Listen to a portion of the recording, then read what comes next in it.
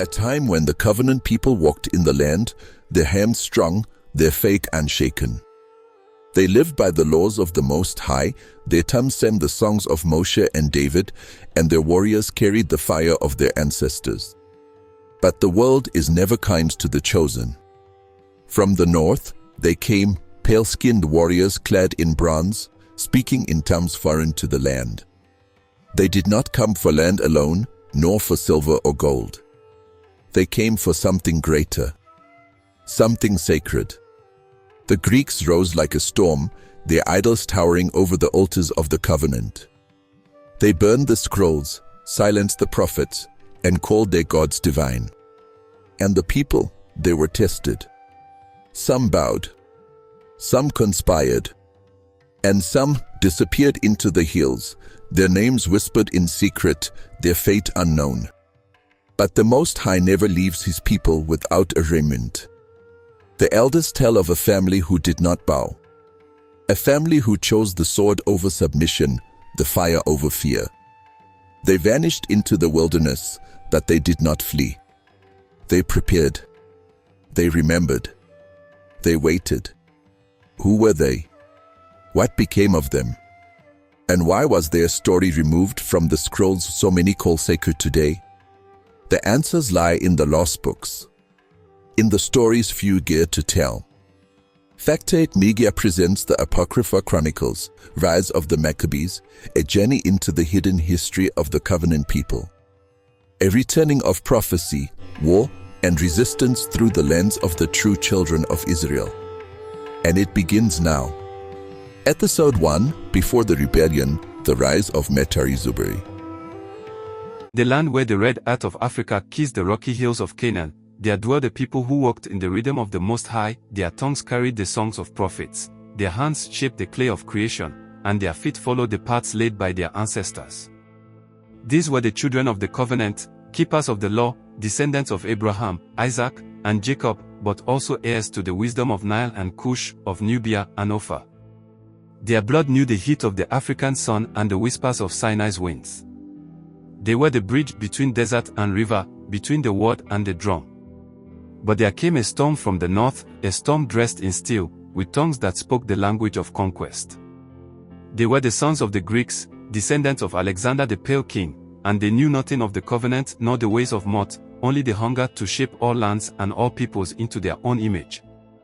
They came not only for our gold and our soil, but for our very souls. The desecration. The altar stood defiled beneath the burning sky, ash falling like the tears of their ancestors. Once, this was the place where the smoke of righteous offerings rose like a holy mist, where priests, wrapped in robes of indigo and crimson, sang the songs of Moshe and Miriam. But now, before the eyes of the elders and the children, the Greeks dragged the squealing pig across the sacred stones, its unclean blood spilling into the earth. Among the crowd stood Matari Zuberi, his skin dark as the earth after rain, his locks adorned with gold rings carved in the shapes of lions and serpents, symbols of both Judah and Cush.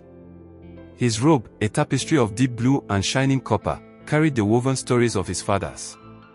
In his left hand, he held the scroll of the law. In his right, the carved staff of his ancestors, wood from the trees near the ancient Nile, carved with blessings that reached back to the days of Nimrod and Melchizedek. His sons stood behind him, tall and strong, each bearing the marks of warriors and priests, their arms scarred with the signs of the covenant and the patterns of African kings. Jonan, Simoni Tofari, Eliezer, Yonan, and the youngest, Judah Komomba, the lion cub. When the Greek officers spat upon the altar and raised the idol of Zeus, the people of the village turned their faces away, afraid to watch the death of the covenant. But Matari stepped forward, his voice low and heavy. "Do not turn your faces," he said. "The covenant was not written for cowards." The officer laughed. "The covenant is dead, old man. Your God is gone. Bow to Zeus or be crushed beneath his feet." Matari raised his staff, and the sun caught the gold bands at its tip. "The gods of foreigners are like dry grass," he said. "They burn easily." His voice, though calm, carried the weight of centuries. Betrayal from within. But the Greeks did not act alone. Among the people were men whose hearts had softened to the pleasures of the invader, men who traded the fire of the covenant for Greek silver and the taste of wine in marble halls.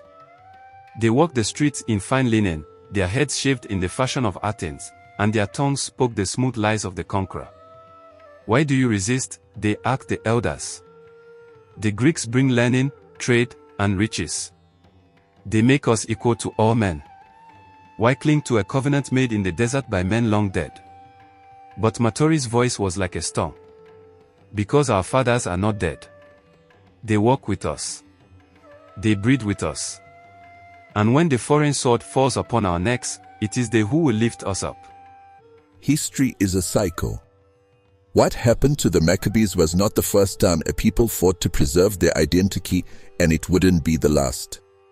From the Cushite warriors who defied Rome, to the Haitians who shattered their chains, to the Ethiopian resistance against colonial rule, the same battle has been fought across generations.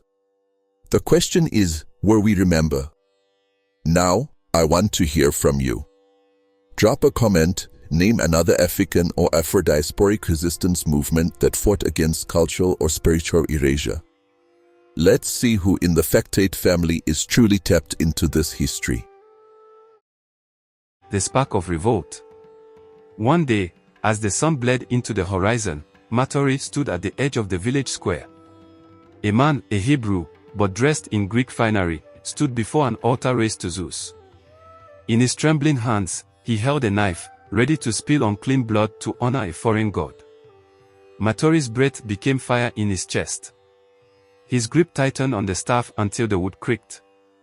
His feet, guided by something older than thought, carried him forward. No man born of this soil shall defile the covenant. Matari roared, his voice a lion's roar mingled with the crash of the sacred drum. The knife never fell. Matari's staff struck first, splitting the man's skull like clay. The crowd gasped, but Matari did not stop. The altar itself fell beneath his blows, shattering into dust. Blood, unclean and holy, mixed upon the stones. So it begins, whispered Simoni to Furi, his eldest son.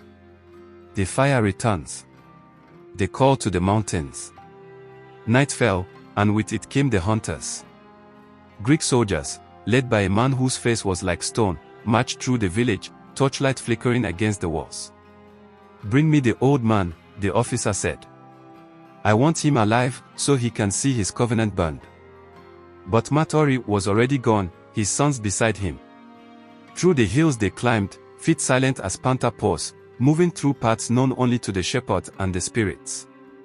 On a high ridge, overlooking the land that once was theirs, Matari raised his staff to the heavens. Children of the covenant, sons of the soil, daughters of the lion, come. The drums of war call you. The spirits of our fathers await you. Whoever will walk in the path of the Most High, whoever will guard the fire of the ancestors, come. We do not run to save our lives. We run to prepare the battlefield.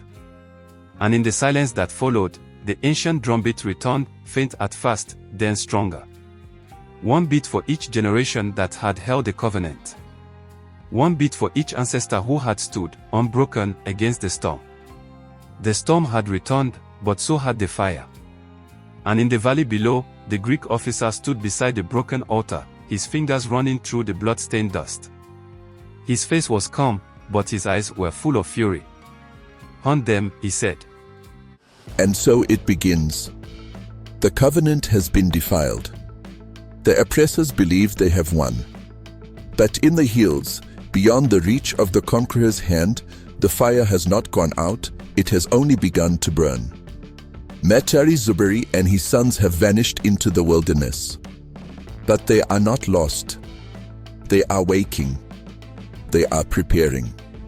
And soon, the hunters will become the hunted. This is only the beginning.